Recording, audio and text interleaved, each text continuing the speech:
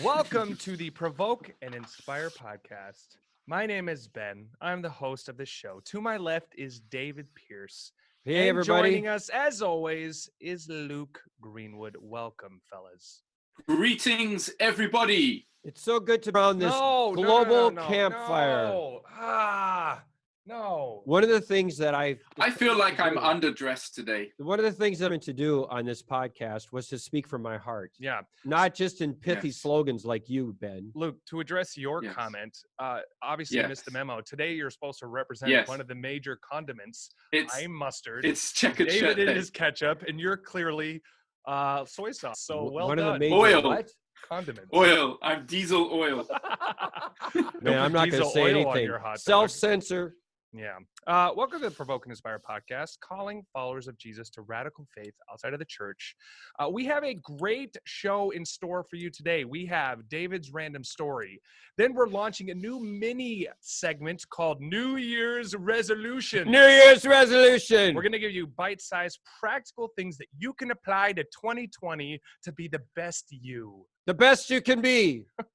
Really? We're going to I don't have any resolutions. Is that going to be a problem?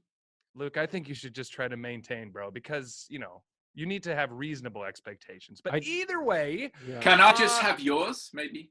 Sure. That's the point, right? You're going to share yours, and then we all just do what you're... Yes. Okay, David's random story, New Year's resolutions, and then the topic we're going to be talking about is something that's been on my mind that's very prevalent in our culture, and David gave us the title right before we started, and it's Breaking Down Our Culture of Despair. Very heavy title, but we're going to look at the idea of meaning in culture today, secularism and what it has led to and the consequences that it is having on people and their ability to cope with life and find purpose. You really, you have to basically have your head in the sand to not notice that people are in despair, that drug use and hopelessness is rampant, suicide, opioid addictions, and it's really worth asking, why have we gotten to this place, and what can we do as followers of Jesus to ameliorate this suffering in our world?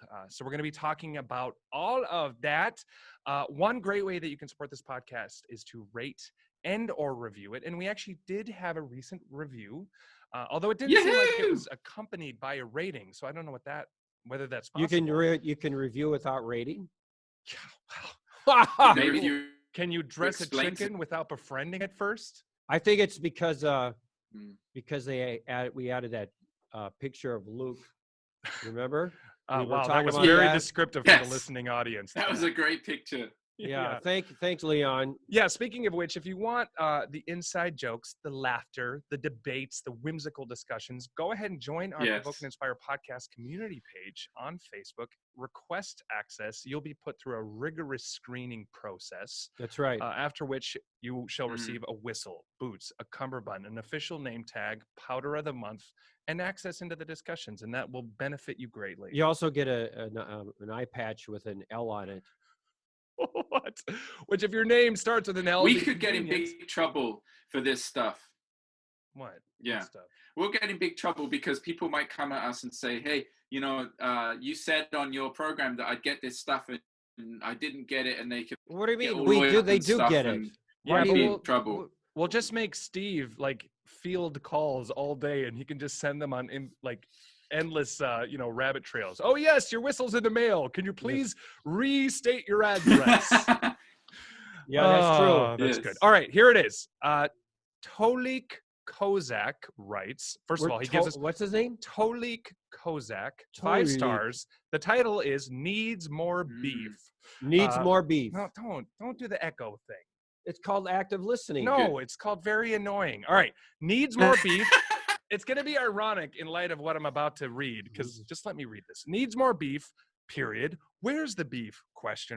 Can't believe David takes all that disrespect without unleashing fisticuffs.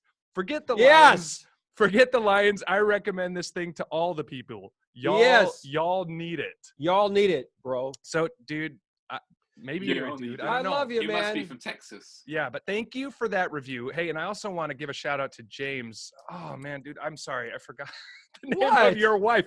What? James, this fan of our podcast, came and introduced himself to me. It was very cool. He was very appreciative, and I'm very humbled by that. And I want to give you a shout out. His wife's name is James? No, he came up to me, and I forgot the name of his wife. I'm sorry, dude. I'm sincerely sorry. But thank you for introducing yourself. We're thankful that you listen. Hopefully you enjoy this podcast. As you're out there on the road, we salute you, Tolik, Kozak, and James, and I promise I will learn the name of your wife next week. Anyway, moving along. I didn't know the name of my wife until I was married to her for like 3 years. Yeah, 1991, it dawned on you. A, I have a wife, and B, her Well, name. no, I knew I had a wife, but then I became awkward when people say, oh, who's this? And I'd go, it's my wife. Do you ever do that where you have to navigate a situation where you're forced to introduce someone to another group of people, but you never learn their name? All the time. So you kind of go. It happens to me constantly. The best tactic. Yeah. Yeah. What is the best tactic? Yeah, seriously. Was that a question or a statement? What? No. The best tactic is you go quiet. You just go, hey, and then you just kind of take a step back and let them introduce themselves. I would say that's your only tactic, Luke. What else are you supposed to do? Guess? Right. Like, it's the best though, because this is a good friend of mine. He's gonna introduce himself. Yeah. The problem is you start the process, you like release it like a flock of doves, right? You're like, hey dude, you should meet these people. And right at that moment you go, oh dang, I don't even know this guy's name. And then like you said, you have to trail off. What's really bad is like when they've been in your band or something like that for 5 years. Yeah. Or if they're one of your kids and such. So, it's like, it'd be cool if everyone just wore name tags for me. I would like that a lot better. Or if there was one male name and one female name. Like Billy if you're a girl and Frank if you're a girl. Frank if you're a boy. All right. Well, yeah, Billy, that's quite fitting in pop culture. Anyway, moving along, we have David's Random Stories. So, anyway, one time we stay in interesting places when we're on tour, and we were actually staying in a monastery in Croatia. I remember that, and it was beautiful. Actually, it was like on the top of this mountain with vineyards all around it. It was quite cool. And unfortunately for the band, Luke was still our drummer. Oh, man! Oh wow! Yeah. Oh, those were the days. They were. But so that wasn't good. But we were eating in this monastery, as you do. And then there's like this little window. And Luke was peeking through it because he does that a lot. He's always peeking. Through little windows, keyholes. Like, shrubberies. And I don't judge Luke for that. I mean, that's really interested in this story. So he's kind Where of like is this going? He's like on his hands and knees peeking through this window. And I'm going, hey, Luke, what are you doing? And he's like, oh, I'm looking into the kitchen. So he's peeking through this little window to the kitchen. Oh. And all of a sudden, he's going, I want to thank them for our supper. Because he was like, he talks. No, it's true. He does sound like that. He talks true. He's like, oh, I want to thank them for our supper. Yeah, he's like a more feminine Margaret Thatcher. Yeah, something like that. And then Justin, who was our bass player at the time, who always wore a diaper, he grabbed Luke. You can never be too safe. He grabbed Luke by his feet and started trying to shove him through the window. And so he's like, it's a really small window, but Luke had his tiny suit on. So he's like trying to shove him through, and the whole time Luke's like going, help me. And he's like shoving him. And just as he almost had him all the way through the window, this priest came walking in. You remember that? Yeah. So the priest comes walking in. And I think it was actually the Pope. I'm pretty sure it was the Pope. And so the Pope walks in. Yeah. And while Justin, you just see Luke's feet and just shoving him. And there comes Pope Craig Larson III. Help me! It's like, oh man. So Justin shoved him all the way through the window, and he fell into the kitchen. And then Luke was like, you could hear all this like rumbling in there and scratching. It's like, and then he kind of like swept back into the dining room, and he was all red. And the priest looked confused. And so he just blessed us. So he just said, all right, come together. And then he did like a blessing over us. And so the moral to the random story is, if you want to be blessed by the Pope, peek through a little window and get shoved through it. Yeah, look, I have very little Wow. to say about That this was- story because I It's was true. checked out throughout the entire story. What are you Yeah. talking about? Well, no, it's good. It was a good mental break. It was like mental, gymnastics or whatever. But the other thing is that most of it was true. If I remember All of it correctly. is true. And the only thing I need resolved in a sense of a mystery is, why was he red?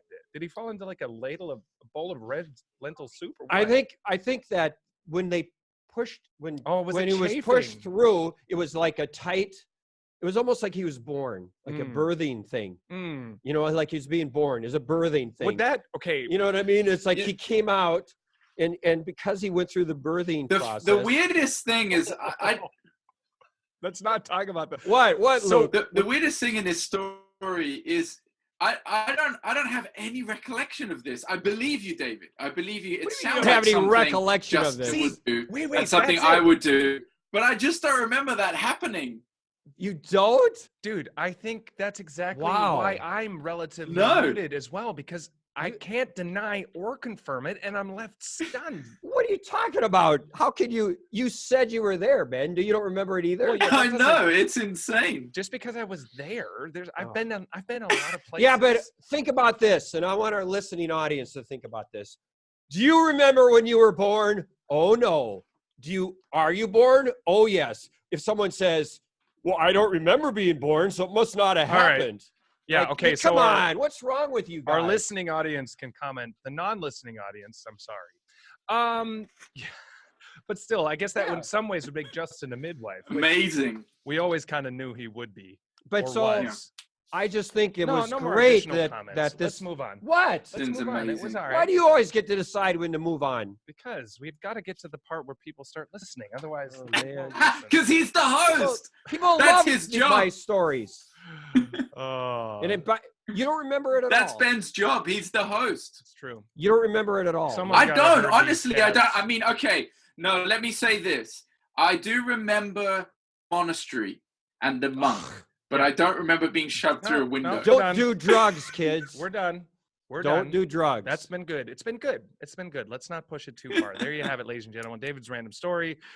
If you find yourself, I don't know, in a monastery, don't let yourself be midwiped through a small kitchen hole only to be blessed by a monk. And don't be peeking through little holes Yeah, don't always either. be peeking around. Yes. Yeah, It's Luke, like, what's man. up with that?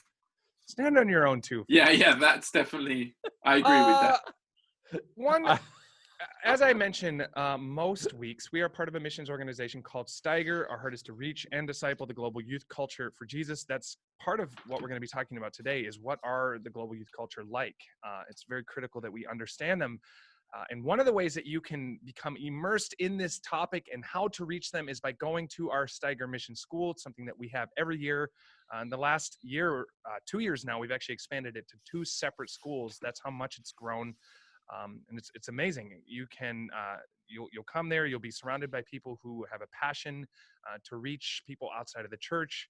It's time of seeking God, of worship, of practical experience. You'll do outreach. There's going to be an outreach to Amsterdam, possibly even London. Every week you go on the streets. Every of week you go Dresden. onto the streets. It's an amazing opportunity. really If there's is. someone in your life or you feel called to this, steiger.org/SMS for more information on that. We highly recommend that you check that out. All right, so now I want to introduce this little mini segment, as I already mentioned earlier, and it's all around New Year's resolutions. This is the time of the year where we start to look forward, where we start to look at how how the previous year went and maybe the changes that we want to make. And this is very, it's a big focus in our culture, this kind of self-help, self-improvement, make your bucket list, fulfill your dreams, and it's actually going to relate to our main topic as well. But along with that, I thought what could be cool is if we could offer little practical challenges to kind of shape goals for the future, and we could challenge ourselves and challenge our audience. We could write about it on the community page, maybe list, if we give you 10 over the next several months, you can choose a few that you're going to commit to and let us know how it's going and what kind of fruit you're seeing from making that commitment. So I just kind of threw a random list together. I'll Right. just pick one each week. We can talk a little bit about the heart of it, if it's even a relevant goal for you, and then maybe how it will be beneficial to try to accomplish it, and then we can just move on to the main topic. So the first one has the title, Kill Your TV. Just so I can explain that really quickly. Obviously, most people don't watch a TV anymore, and there's still people that do, but mostly it's on computers or phones or whatever. But the basic idea is almost every single night, the way my wife and I end the day is to watch something on Netflix or Hulu or Amazon or whatever. And I've really been feeling the sense like, is that healthy? Is it healthy that the last thing I do before I go to bed is consume some show, and it's becoming increasingly hard to watch anything that's not totally corrupted? And even still, like, I know we're tired. We got 2 young kids. You kind of just want to unwind and go to bed. But we have said, and we've committed to the idea of, what if we would just every other night, sounds ridiculous and kind of embarrassing to admit, but what if about just every other night we'd watch something, and use those other nights to maybe get more rest, or maybe connect in a different way, or, talk. That'd be a novel idea. So anyway, I don't know what you guys think about that goal. Community members, audience, you too. Is this a valid goal? Is anyone going to join me in this? Yeah, well, for what I was thinking about the whole Netflix thing, and like when you go on Netflix, it has David's Netflix, and it has Jody's, and then it has kids. So we don't have, I don't know why it has kids on our Netflix. What is that? That's what it sounds like. Oh, Shows designated for children. okay. Yeah. And so. Yeah, mine already says Daniel. It doesn't say kids anymore. So it used to be that if Jody and I would watch something, we'd kind of negotiate. All right, should we watch this? No, let's watch it. And then we'd compromise and come up with something that we'd watch together. But now that Jody has her own Netflix, and I have my own Netflix, and she always wants to watch all these kind of really strange girl movies or these singing competitions. Yeah, those are terrible. But it's yes. like, I can't deal with it. So she's like somewhere else watching singing these competition. singing. Okay, but this is kind of a sadder layer of what I'm talking about. Like, this is like not even whether you should watch but he's or being not. honest. This is whether you should watch alone or with somebody else. Well, so, and also that brings up the point where Anya wants us to share how we struggle. No, okay, but can we bring this maybe at a more foundational if you'll let me, level? You keep interrupting me. So I'm watching like political stuff or sports, right? And my New Year resolution is that we go back to the old days, where we sit on the couch together, anyway, and then watch something together. And I hope Anya. Okay, but seriously though, you're not obviously understanding the heart of what I'm trying to say here. This isn't about how we should watch. Yeah, this is about how much we should watch. Yeah, but also maybe it's connected. Maybe no, well, not really. This is like, yes, okay. The second layer is how should you be watching. The first part of the conversation is how much, and is it healthy that is sort of the only and default way to end the night every single night. So can we? Luke, could you comment on that a little bit? What is that? Okay, so am I the only one that feels that I have way? something. Yes, I have something. Well, say it. No, totally agree. I think we do live in a challenging time where like there's too much entertainment all around us. Mm-hmm. And so Anya and I, actually it's interesting you're bringing this up now, because Anya and I just had this happen because we decided to do a 40-day media fast. Now, I've often done media fast before, but it's been on tour or at the SMS. I think I've done it at home before, but for some reason, this particular time, I didn't have much going on, not many trips and things like that, and we did a 40-day fast, which it meant every day we'd come to the end of the day and we'd be like, okay, what do we do today? And both of us enjoy watching movies and stuff like that, and so that was often something we'd go to. And we're like, man, what do we do? So we had to come up with other stuff. Now, part of it was we wanted to do like a study of Acts together, but we weren't good enough. We didn't want to do Bible every day. We're tired, just like you were saying, Ben. So trying to come up with other stuff. So we started like trying to play more board games or just That's cool. sit and eat something, talk or something like that. But it was hard, and it just made me realize how much what you're saying is right. We've just become so used to always having something entertain us, and sometimes I'd catch myself like trying to find an alternative version of it. Like I'd be watching the news on my BBC because I thought like that's going around the rules a bit. You know, it's not really media; it's just the news. And it was funny. So yes, I accept the challenge. I need to watch less stuff and do other things as well. No, you know what? I on air conviction moment. Forget it. My goal is wimpy. That's it. 30 days. Who's with me? I want to do a 30-day just to be, you know, more reasonable about it. Starting in January 1st. Why are you waiting until January? I don't know, because it's just seems logical. 2020. All right. Starting in January. Because it's Christmas. January. It's Christmas. But here's Football? Here's how I'm gonna. Oh, dang! Football's not entertainment. No, that's true. All right. Football. Football's entertainment. No, it isn't. Then I have to start in March. No. No, but here, with all of the Weasley qualifications, football being the one exemption Would be true sacrifice, Ben. No. True sacrifice would be. I will do this. No watching the Super Bowl. Let the community be my witness. Starting in January, with football being the one exception, Denny understands. He's like, I understand, but Eagles suck this year. But either way, I'm going to do it. Who's with me? I want to know on the community. David, are you with me? Nothing. I have to talk to Jody. No, but about it. you said she had her own terrible Netflix. So all right, you're right. I should do it. All right. Hey. All right, wait a minute. Now make the commitment in front of Ben, Kippy, Steven, and not Luke. It's and like the this, listening audience. guys.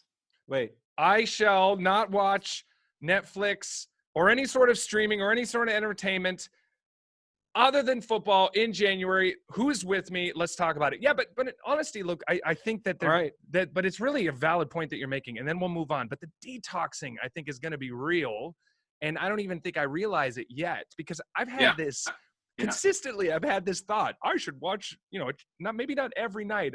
Courtney and I should be watching something, and yet it gets to the night and it's like you can't even help it. It's like, oh, I don't know, I don't want to do anything else. Let's just watch some stupid show. And so, yes, I think it's a great challenge. I think it'd be a great way. I think I've been feeling like I need to seek God in a more strong way. So this will be a way to help me with that. Yep. So 2020, that's how I'm going to start it.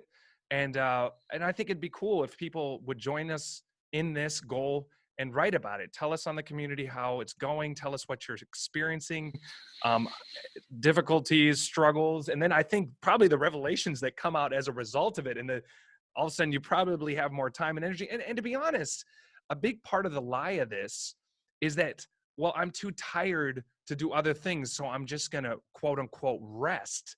But rest isn't just turning your brain off and watching something. If you really are too tired, genuinely, you should go to bed, right? Like ultimately, if it is about rest, then that isn't really what you're after there. You're after something else, but that's not rest.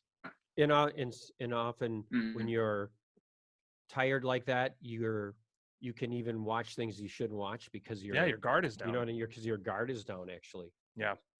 Anyway, so we'll be doing one of these every week. Let us know if you choose to join us. Let's hold each other accountable. Again, this isn't what makes us valuable, or it's not religiosity, but I think that, man, starting 2020 with a media purge, media fast, I think would have a great idea, an incredible impact on our spiritual lives, our relationships, our marriages, our tension, and even just the filth. Like, you even low grade violence and sexuality and these things you expose yourself to, it comes out. Mm-hmm. It's like filling your heart up with this stuff, and then it starts to expose itself in weird ways. And I think we could all benefit from a lot less of that. So, all right. Moving on to the main topic. It's not a light topic, and it's not something that we might even be able to get completely covered in one podcast. But on our brand new YouTube channel, Is There More? I recently reacted to a video that actually is coming out. I'm not even sure, maybe this week or next week. But it was this very sort of self-help video that was released. And basically the premise of it was life is short.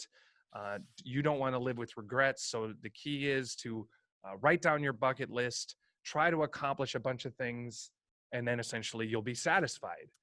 That was the point of it. And I made a video that essentially said, that isn't good enough. That is a bankrupt idea, that yes, time is short, but simply to do what you want, to live out your dreams and to accomplish the things you want to do, that is not what brings ultimate satisfaction and meaning.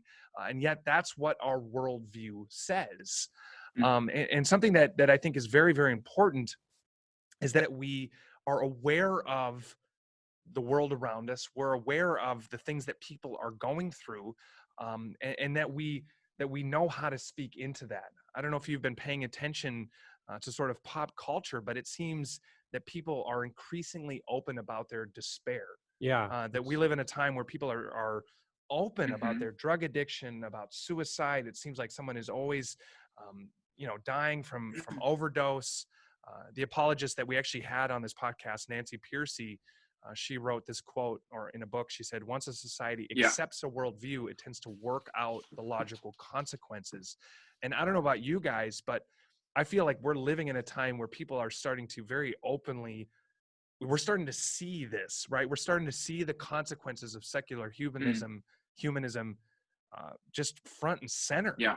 I don't know, David, you had some thoughts on that, or could share some of the things that have been standing out to you, but it feels like we live in this pretty rough time. And so what I would like to do is talk about the worldview of our day, secular humanism, how, what it is and how we got to this place, and why has it led us down this path of meaninglessness that we're seeing all around us. Yeah, it's when I just came from Bogota, where I was meeting with our leaders there, and we were doing a lot of different stuff. But I don't know what this, anyway, when I was traveling, I saw this thing popped up on my phone about how the rapper Juice died. He's like 21 years old. Yeah. And he was full of Percocet, they found out.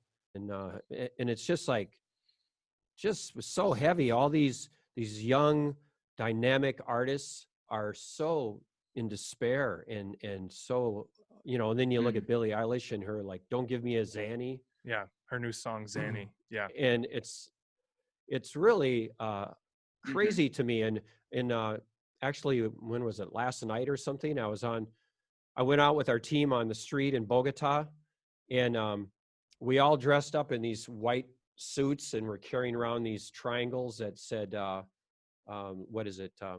This is a danger zone or something like that. And basically, we use that to bring a crowd. And I started just talking about how, to the audience that gathered around us, we're important, we're valuable. There is a reason to not have despair because of who God is and how he wants a relationship with us. And anyway, I explained the cross and who Jesus is. And this young girl came up to me. She was probably 14, 15 years old. And she was so moved. I mean, she wanted to give her life to Jesus right there on the street. But then she said, would you say that again so I can record this on my phone and I can show it to all of my friends? Yeah. Because this message of hope was such a important, amazing thing for her.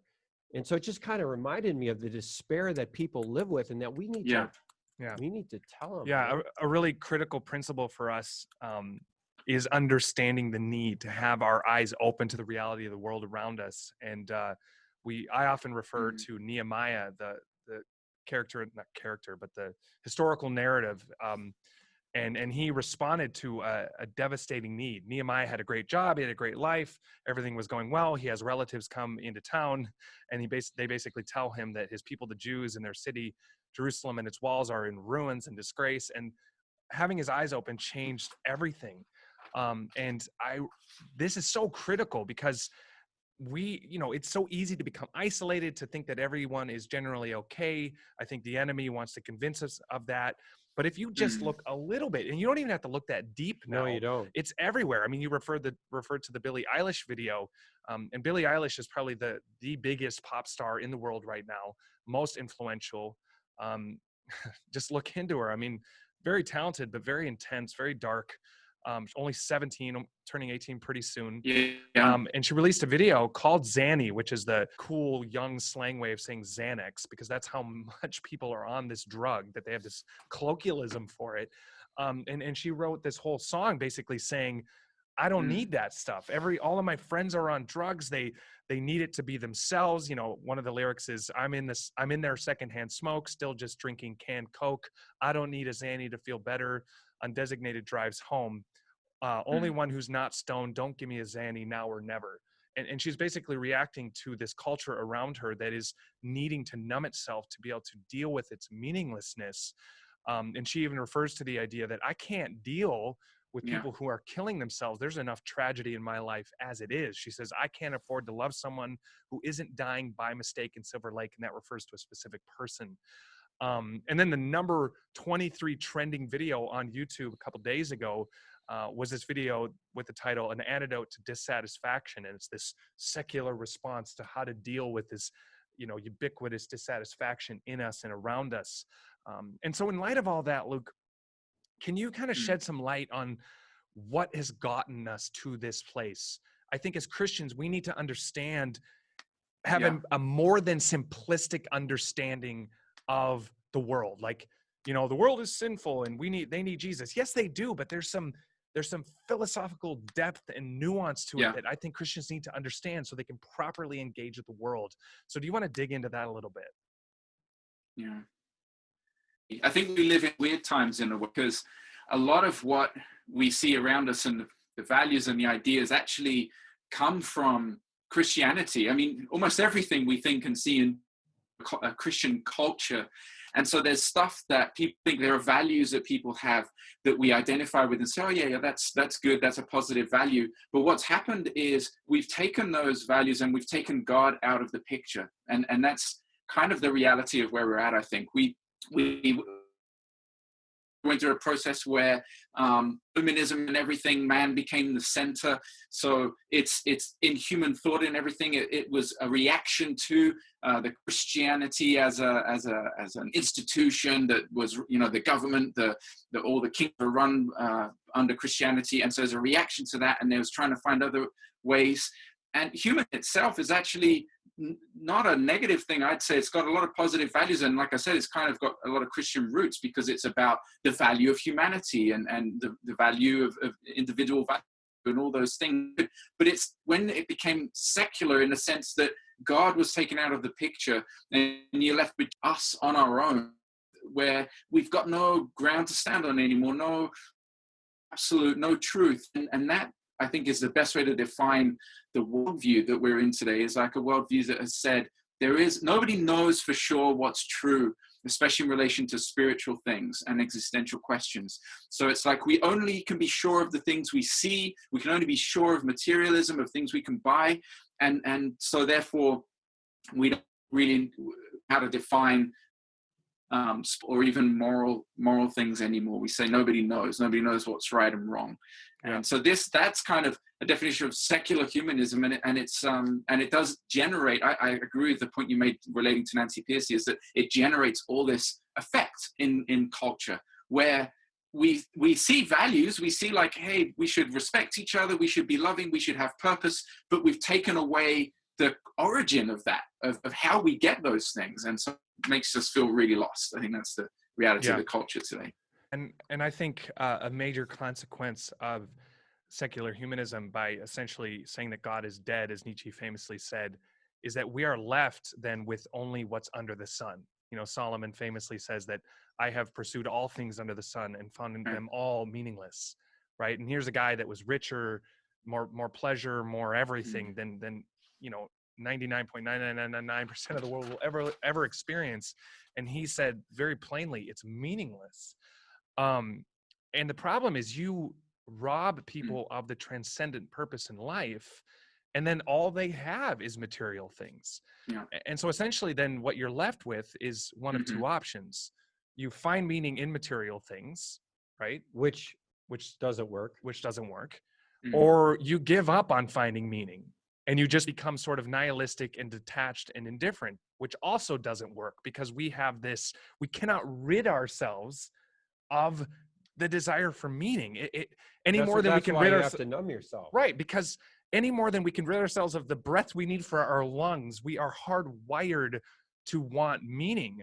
And I think what you see more than anything, and even in this video that I analyze and react to for Is There More, is more than anything, you see people trying to find material, or sorry, what you see more than anything is people trying to find meaning in material things. They're saying that, you know, and especially around this time of the year, it is about accomplishing that bucket list. It is about, you know, doing more, starting that business, having the perfect body, and all these things. But you just see that that's failing, right?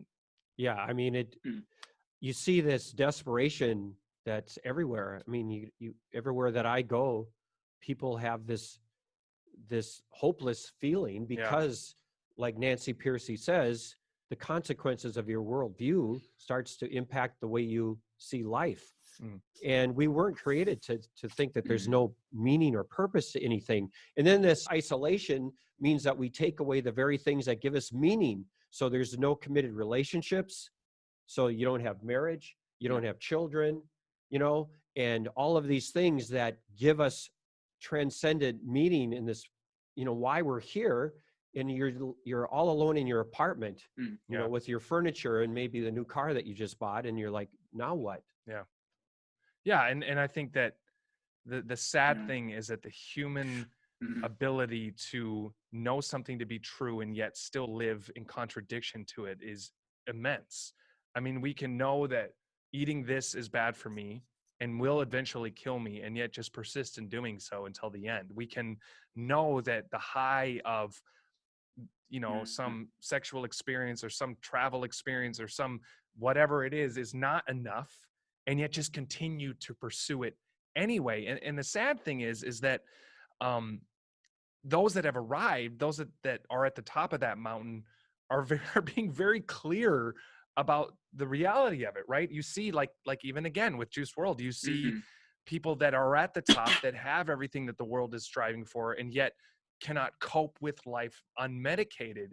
And you know, you see all these suicides from celebrities, and again, it continues to speak to the reality that material things don't satisfy, and yet we are so persistent in it. Would you say, Luke, that not or sort of having this ideal out in front of us is maybe the greatest threat, because it just keeps you going despite evidence against it being ultimately satisfying?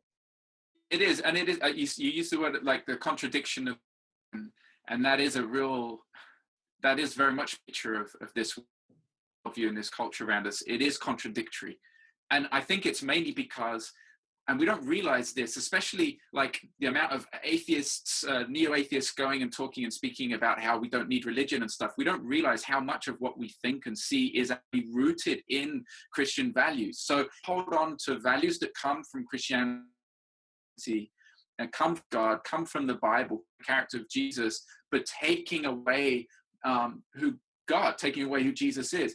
And so then you're left with this thing that doesn't work. It's like one of the videos you shared with us, Ben, was the one about gratitude. And so gratitude for me, it's like, that's the attitude of being thankful to God. And I think you talk about this in one of your YouTube videos. Actually, you made a comment on this which I think was cool. But, you know, we have this inner need to be thankful. And that's what the video talks about. But because it takes God out of the picture, it's like, thank God. And then it says, well, be thankful to other people. But ultimately, there's this need in us to be thankful for our existence, for something bigger, for something greater. And when you take that out of the picture, you still have the value of gratitude, but you don't have who you're being grateful to. That's what leaves us so lost. And just one point on it as well, I think in terms of getting there, is just the amount of questioning that is part of our culture. And it's hard because questioning is good. If you ask good questions, you learn questions. But if your goal is just to, and I think we've talked about this at other times, but when you just deconstruct all the time, you end up with nothing. you end up with nothing left. There's no, C.S. Lewis said this. He said, the only reason you have a window is so you can see a beautiful garden on the other side. And so if you keep questioning everything until there's nothing left, then it's the same thing as seeing nothing. That's the challenge we're living in. It is contradictory. Yeah, on the plane ride back from Colombia, I saw this Brad Pitt movie called Ad Astra. Oh my gosh, that was terrible. And it was like, the whole thing was, there's nothing out there. There's no point to anything. On the plane ride back from Colombia, I saw this Brad Pitt movie called Ad Astra. Oh my gosh, that was terrible. And it was like, the whole thing was, there's nothing out there. There's no point to anything, but somehow we just need to be there with each other or something. And it was the most empty, depressing, it was bad. Basically what we're talking about. Yeah. It's like trying to find gratitude and meaning but the movie was just meaningless. And it was the most sad reflection of how people try to find gratitude, like you were talking about. Yeah, it removes the foundation and the purpose. It's sort of like similar to the moral argument. We can have moral feelings, right? I can feel that this is wrong or this is right. Obligation says you need to do this whether you feel like it or not. There's sort of an anchoring foundation. In the same way, this sort of gratitude for gratitude's sake is very circular. It's like, I should be grateful, but why? Exactly. No one can tell me why I should be grateful. Yeah. Even this sort of number 23 trending video about the antidote for dissatisfaction talked about gratitude, but it talks about it in a very sort of pragmatic way. Be grateful because it releases certain chemicals and makes you feel good, but it's still all very animalistic and mechanical, and it doesn't really ground it in something transcendent. And so ultimately, to pivot, and this is kind of a relevant way to pivot, is first of all, understanding this is important because this is the reality that people are living in, and often they are experiencing these consequences, though they don't consciously understand the things that are leading them down these paths, because they are very confused. But they are starting to experience meaninglessness because they are told, or they subconsciously believe, that material things should satisfy. And yet that job, that girlfriend, that experience, that whatever continues to leave them as empty as the last one, and yet they go on. So Luke, how does Jesus provide a better framework for meaning and community? Because I think that one thing that I so admire about people like Tim Keller and Ravi Zacharias is, I can just say to someone the simple truths of the gospel, right? Jesus died, he came, you need to give your life to him. And that is important, and there's power in that.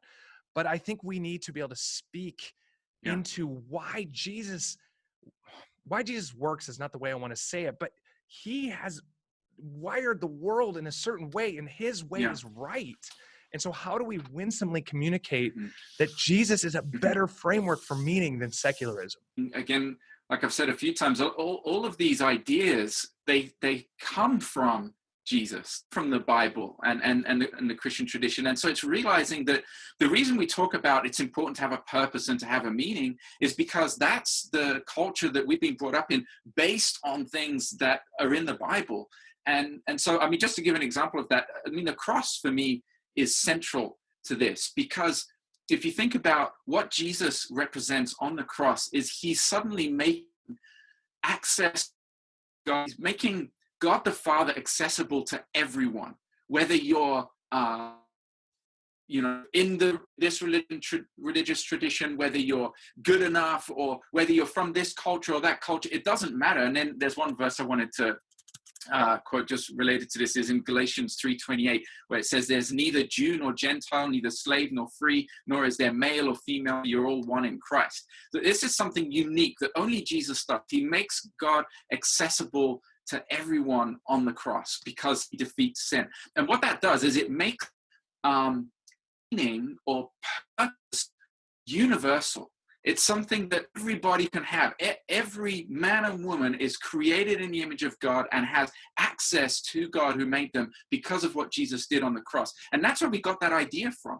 Before that, there was nothing like that. So there was no understanding of this is for everyone. I mean, just the fact that Jesus dies this death that is the death of a slave or a criminal on the cross is unique in history and in all religions and cultures. And that's something I've mentioned him a few times now, but I'm reading through Holland's big book.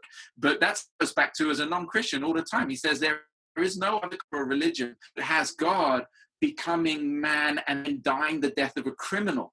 And that is what makes it revolutionary. And that's what gives this meaning to everyone. So Jesus gives a framework for meaning because he reminds us who we are, where we come from, our origin in God, the creator. And he opens the way for all of us to have access to God by dying on the cross, by forgiving our sins, by giving us act. So suddenly everybody has a place. Everybody can know who we are in God. And that's the amazing thing, the biblical narrative. And I think one of the profoundest things Jesus says is that we should call God Father. So it's not this cold, impersonal universe, but God is actually a father, a good father. And that is unbelievably profound because it's saying that God is not impersonal. He's not far away. He cares about us the way a good father cares for his children. And then in Hebrews, it says that he sees us as sons and daughters. Now that is like unbelievable. And it does so much to go, I'm not just a speck of dust on this planet in the universe. Right. But the creator of all of this doesn't just see me as part of his creation. He sees me like a good father sees one of his children. Yeah. That's unbelievable. Yeah. Hey, by the way, Luke, next time you like highly recommend a book, you should warn me that it's 600 pages because I had that thing arrive at my house and it was like 400 pounds. I'm like, what is this book? So I'm 100 pages in, but man, I didn't realize you were sending me up Mount Olympus. So it is good, but man, that thing is big. It is intense. Look, to me, ultimately we have this hunger in us, right? We all have this hunger to, it's this driving force that we want to be satisfied. Ultimately, the reason why we set goals, the reason why we're interested in self-help stuff, the reason why we do any of that is to be hungry. To fulfill something. Animals don't do that. They don't worry or strive or labor, that there isn't this desire. And I think the sad thing is that people just don't recognize this. And so they're attempting to fill it with things that don't satisfy.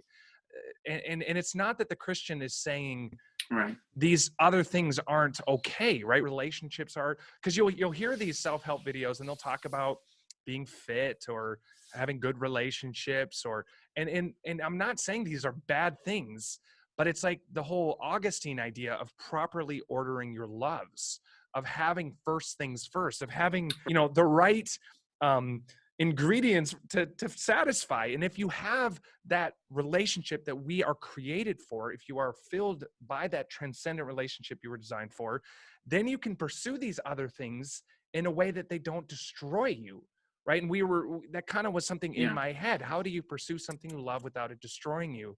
And what you see in the world is people pursuing things that were never meant to satisfy a hunger that only God could. And so to me, get that part right, because then you can start that business, right? And it's not because you need it or it makes you feel valuable or important. You can start that business because you want to, be obedient to God and invest well and provide jobs for people and provide a service that the world could benefit from. Or you can build that relationship not out of neediness, not because you have a deficit and you need someone to fulfill something in you, but you're already filled by God, so you can love and serve. And it's surprise, surprise. When God fills you, you can actually have what it requires to have an effective, authentic, good relationship. You can work out and be fit, but not because your hope is in your body, right? I look at these guys at the gym and I'm like, man, it's good to be healthy, but what a bad thing to put all of your hope in.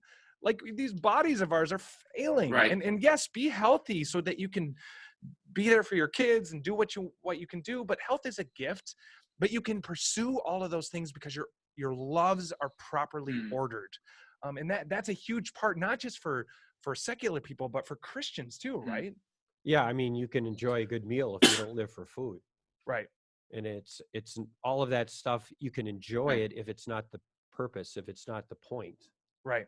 Yeah, and that's what we all need. That's where that emptiness comes from, is we don't know this creator. We're not on this mission that we are, it says in the Bible that before we were born, when we were in our mother's womb, we were created for good works, and good works are by definition things that have eternal importance. So every human being, I think, understands that there's got to be something important for me to do. Yeah. There's got, and if you take away that, and if you say, no, it's all, doesn't really mean anything, then it leaves you in despair. Yeah. Luke, would you say that, because I would say the majority of our listeners are followers of Jesus. And so this conversation is very relevant because we need to understand secular culture, the worldview and its consequences, and how to speak truth and life into that. But how and to what degree does this affect followers of Jesus in their own lives? Have we imbibed these values from our culture? Because I see a lot of Christians who are very frenetic, very dissatisfied, very, for them, meaning is elusive despite knowing and understanding their purpose in Jesus. What would you speak into a follower of Jesus perspective on this? Well, I think first of all, it's really important to do exactly what we're doing in this conversation, what we're thinking about, because we talk about, oh, we're Christians or we're in a church and that's the world. And sometimes that can even get weird, but we make this separation. And what that does is it makes us be unaware or forget that we're actually in this world. We're part of it. We're in this. And so if we don't understand the world, the culture around us, often, as you're saying, it does infiltrate into the church and into our own lives because we're not questioning it. We're not thinking about it. And I think that the meaningless aspect of it is maybe theoretically in our faith, we'll say, oh yeah, I live for Jesus and, my life is for God. But in practice, often we're living the same as everybody around us. And we're just copying what we see. So we're trying to fill ourselves as if we had meaning and purpose, and we're trying to fix that in the same way that others are. So I think it's a really healthy thing to really look at what's happening around and to think that through, to talk about why culture like this, why are people doing this? And when we understand it, then we can understand your quote from Augustine. Then we can say, oh, right, that's why I need to, my heart needs to be in order. It's not enough to say I'm a Christian. I have to really understand more deeply that my soul was made to be in relationship with God. And if I feed my life with that relationship, if I run after him, then I'll be satisfied. And I watch Netflix all the time or go to the gym and care about how my body looks all the time. And, I won't need these things as much because I'll realize that that's not what I'm made for. And I don't think it's realistic. It's not even, I don't know what God intends, that we become these monks in a monastery that are holy and separate from the world. But I do think that the Bible challenges us to be in the world, to understand the culture around us, to enjoy things that God has made and that are part of our culture, but to really understand it and to know the difference and to put him in first place. So it's a constant daily thing we have to be doing, is putting God in first place. So it's big time. Yeah. And I think that's the point that I was trying to make, is that I think secular people, or even subconsciously Christians, can have this view of God that he sort of separates us from the things of the world, even the things that we like, even the things that maybe we see as not bad, but he would still sort of have us be separate from those things. And obviously the opposite is true, that God designed all that is good, and he wants to restore it, not just for some future hope, but in our current reality, and that you can find common ground with people. And rather than approach it, and this is kind of me trying to land this conversation a little bit, but rather than approach this in an antagonistic way and say, it's stupid that you're trying to find meaning in being productive or setting goals or trying to be fit or building relationships. Rather, we can find common ground and say, look, that hunger that you have is absolutely real and valid.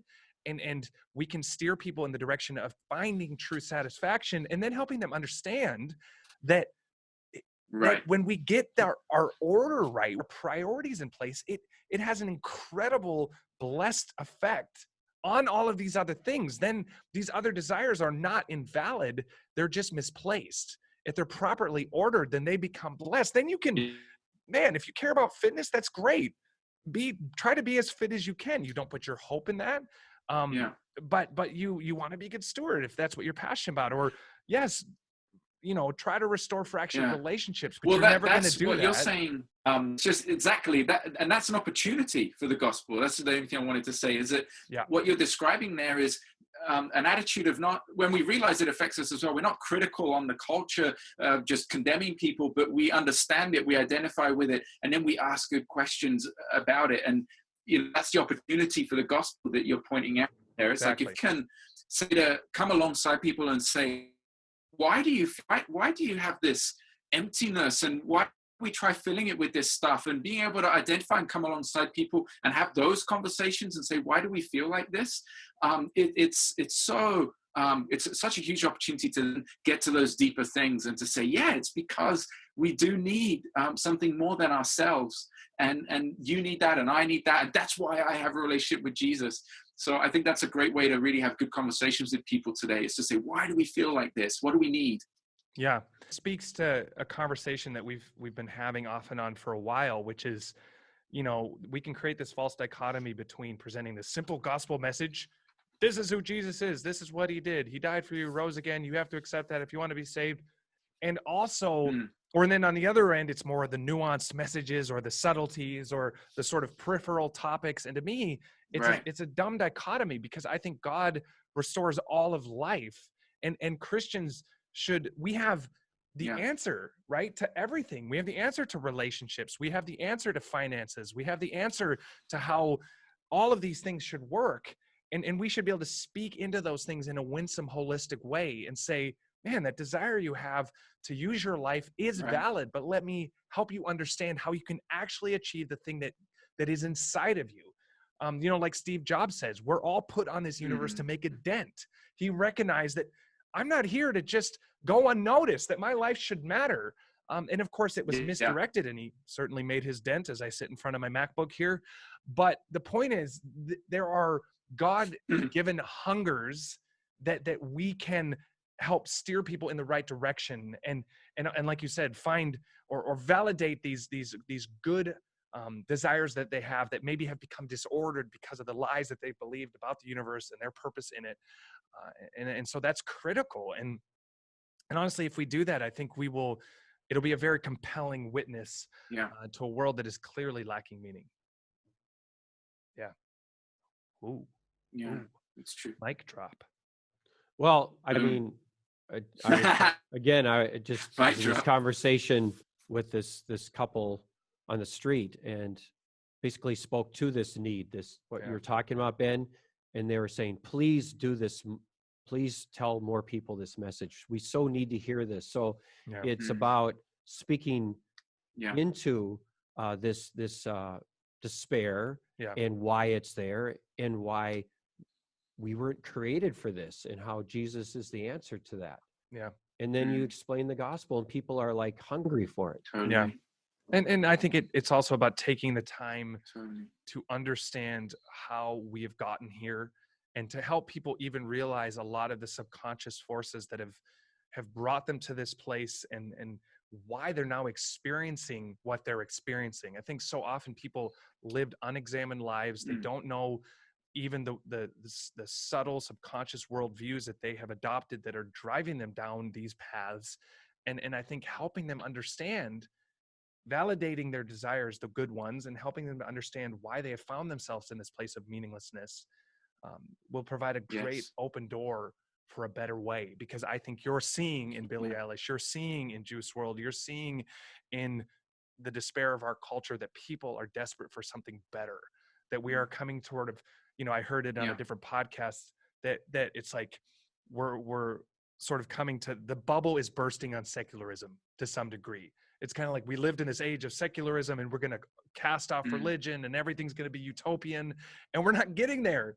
We're not achieving it. It's getting worse. It's getting worse. And I think there's sort of this opportunity when the bubble is bursting on a worldview, as it's starting to walk out its consequences and realize the logical outcomes of it. We should be there with the real hope that is available to all people. So critical topic. Difficult to kind of balance the academics of it with the practical reality, but I think it's critically important. Ultimately, the enemy is an enemy of lies more than anything. There's, of course, very dramatic demonic manifestations, but more than anything, he works on our minds, getting us to believe lies about who we are, about the world we live in, because man, the consequences of those are devastating. These are not just philosophical ideas in the classroom. These are leading to death, literal and spiritual. And so we need to be urgent in dealing with these and making a difference for Jesus. So yeah, send in your questions again. January, 30 days, media free. Let's do it.